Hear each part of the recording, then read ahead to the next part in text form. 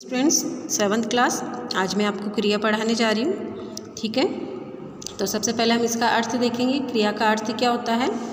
क्रिया का अर्थ होता है कार्य करना, मतलब किसी काम को करने की चेष्टा ही क्या कहलाती है? क्रिया कही जाती है। ठीक है ना। तो परिभाषा देखिए क्या हो जाएगी इसकी।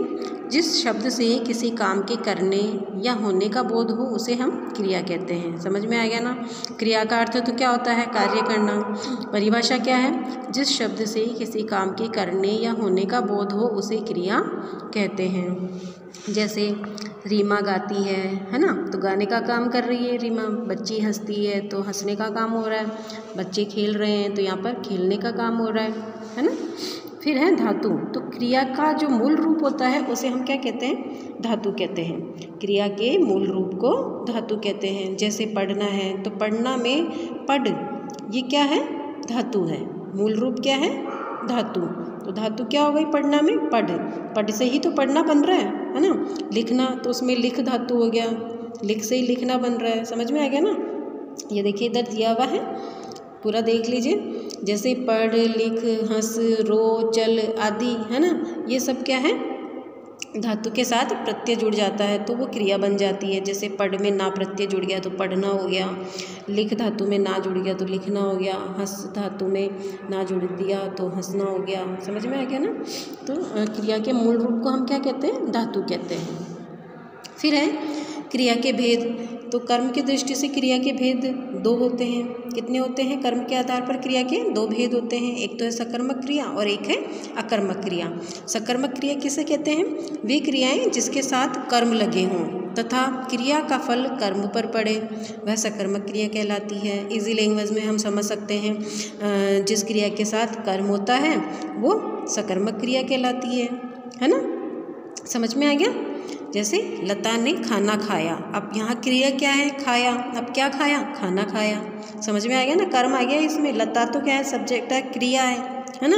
लता तो करता है। लता तो क्या है? करता है।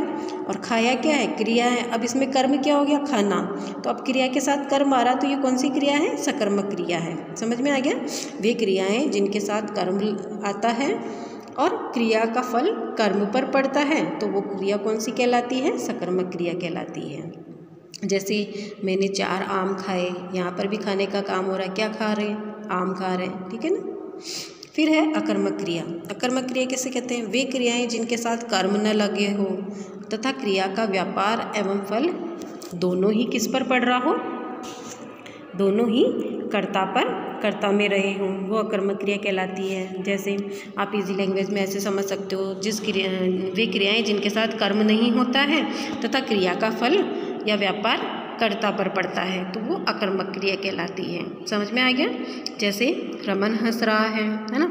अब यहाँ पर हंसने का काम हो रहा है। अब वो कैसे हंस रहा है ना, वो नहीं बताया, केवल हंसने का ही काम हो रहा, कर्म नहीं है ना इसमें, तो ये कौन सी क्रिया है? अकर्मक क्रिया है। इधर आम मीठा है। अब यहाँ पर भी आम बता दिया भाई मीठा है। अब कैसा मीठा है ना, कर्म नहीं आ रहा, सिर्फ आम मीठा वही बताया जा रहा है ना। तो अब इसमें कर्म नहीं है तो ये कौन सी क्रिया है? अकर्मक क्रिया है। अब सकर्मक और अकर्मक क्रिया की पहचान हम कैसे करेंगे, उसका नियम देख लो।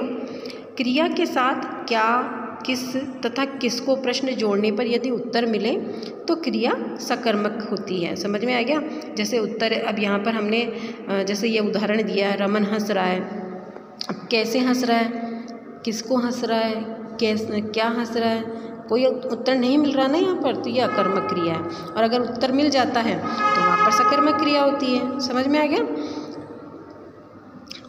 जैसे बच्चा रो रहा है। अब किसे या किसको रो रहा है, अब इसका आंसर हमें नहीं पता है, नहीं मिल रहा है, तो ये अकर्मक क्रिया है। नमन चित्र बना रहा है। अब यहाँ पर बना रहा है क्रिया है। अब क्या बना रहा है? चित्र बना रहा है। अब यहाँ पर आंसर मिल गया ना हमें क्रिया का, भाई क्या बना रहा है? वो चित्र बना रहा है, तो ये कौन सी क्रिया है? सकर्मक क्रिया है। समझ में आ गया। कभी कभी अकर्मक क्रिया सकर्मक क्रिया भी बन जाती है। कैसे बन जाती है? जैसे वह रोता है, ये तो अकर्मक क्रिया है। वह अपना रोना रोता है। समझ में आया ना। अब यहाँ पर रो तो रहा है वो, लेकिन वो कैसा रो रहा है? अपना रोना रो रहा है। तो अब इसमें कर्म आ रहा है ना साथ में, मतलब वो बता रहा है कि भाई रोता तो है, लेकिन वो कैसा रो रहा है? अपना रोना रो रहा है। समझ में आ गया। तो ये क्रिया कौन सी है? सकर्मक क्रिया है।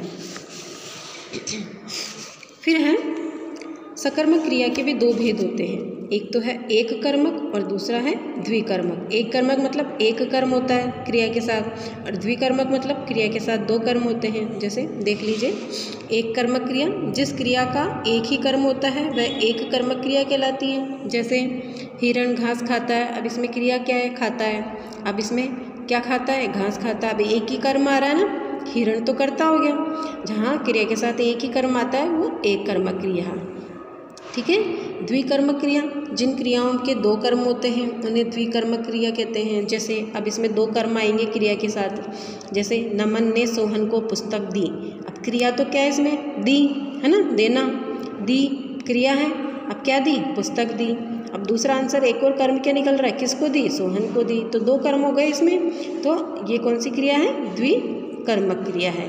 समझ में आ गया ना। चलिए, अब आज के लिए बहुत है, इतना ही, आज हम इतना ही पढ़ेंगे। Okay, thank you, bye bye.